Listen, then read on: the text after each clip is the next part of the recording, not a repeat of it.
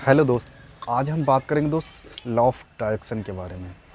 जो दिशा का नियम होता है वो हमारी लाइफ में कितना इम्पोर्टेंट होता है, ये हमारी लाइफ को कैसे ट्रांसफॉर्म कर देता है, कैसे चेंज कर देता है, इसी के बारे में थोड़ा सा चर्चा करूँगा आप सबसे। हेलो दोस्त, मेरा नाम अंबुज राज, एक बार फिर से अपने चैनल में आपका बहुत बहुत स्वागत करता हूँ दोस्त।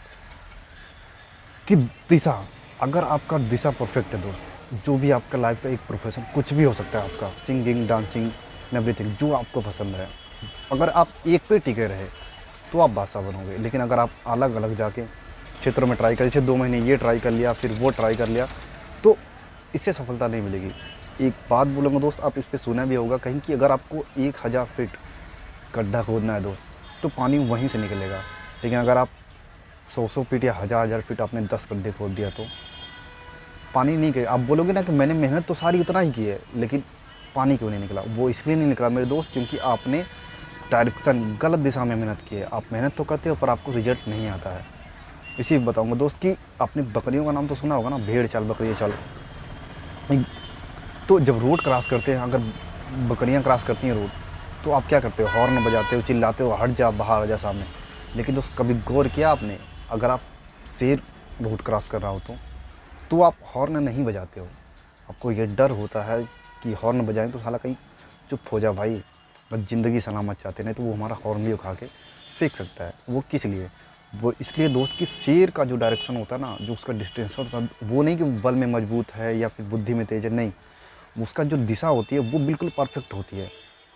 वो 40 सेकंड का अंदर जो उसको शिकार करना होता है, उस 40 सेकंड के लिए वो लगभग दोस्त 40 मिनट तक का सोचता है, फिर जाके उस शिकार पे हावी होता है। सेम दर्द दोस्त लाइफ में यही होता है हमारे साथ। 1-2 एग्जाम्पल और बताऊंगा आपको कि कभी कभी होता है ना दोस्त कि हम बहुत तो मेहनत करते हैं पर रिजल्ट हमें आता है नहीं आता है। उसी तरह से दोस्त, जैसे आपने सुना है ना कि अगर कहा जाए कि सबसे बड़ा आकार में जानवर कौन है, तो वो हाथी का नाम आता है। और सबसे लंबी गर्दन किसकी है, तो वो जिराफ को नाम कहा जाता है। लेकिन अगर सबसे चालाक कोई है तो वो लोमड़ी का नाम लिया जाता है। लेकिन शेर का नाम दोस्त कहीं भी नहीं आता। लेकिन बता सबका बापू या जंगल का राजा कौन है, तब जाके शेर का नाम आता है। उसमें ये सब कोई क्वालिटी नहीं है। तो ये डिपेंड नहीं करता कि हम काले हैं, गोरे हैं, कैसे हैं, ये मायने नहीं रखता। एक यूनिकता आपके अंदर भी है दोस्त, चाहे हम आए, आप पे कोई भी हो, आप पे भी वो क्वालिटी। लेकिन डिपेंड करता दोस्त ना कि आप एक क्षेत्र में लगे रहें। कोई भी क्षेत्र आपका हो सकता है, कोई भी आपका प्रोफेशन हो सकता है। अगर आप चेंज करके बदल के करेंगे तो दोस्त हमारी लाइफ ऐसे ही ख़त्म हो जाएगी। कि दोस्त हुआ ना कि अगर सचिन तेंदुलकर ने दोस्त 2 साल तक, 3 साल तक प्रैक्टिस करने के बाद ये सोचता ना कि सभी बंदे आ रहे हैं, सेंचुरी लग ही नहीं रहा है, वो अगर वॉलीबॉल खेलने लग रहा होता तो क्या आज उसको भारत का रत्न अवार्ड मिलता? नहीं मिलता मेरे भाई। अब अमिताभ बच्चन जी को देख लीजिए, अगर वो 2-3 साल, 4 साल फिल्म इंडस्ट्री में ट्राई करने के बाद वो छोड़ देते कि मेरी आवाज़ भारी है, मुझे रिजेक्ट किया गया, मैं डांसिंग ट्राई कर लेता हूँ, तो क्या वह आज इंडस्ट्री के बादशाह होते? नहीं मेरे यार। बस कुल मिला के बस कहने का यही तात्पर्य है कि यदि आपका कोई एक प्रोफेशन हो, अगर आपको रिजल्ट नहीं मिल रहा है जल्दी, तो परेशान नहीं होना मेरे भाई। तो लगे रहो और टिके रहो सही डायरेक्शन, दिशा देकर।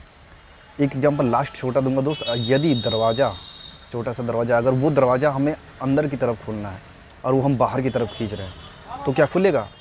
कभी नहीं खुलेगा। आप चाहे 4 लोगों को बुलाकर साथ में खींचे, लेकिन दरवाज़ा टूट जाएगा, खुलने वाला नहीं है। लेकिन आपको पता है वो दरवाज़ा अगर अंदर की साइड खुलेगा तो आप एक उंगली से पुल भी कर देंगे ना, उसके बाद भी पुश कर देंगे, तो उसके बाद भी दोस्त वो दरवाज़ा आसानी से खुल जाएगा।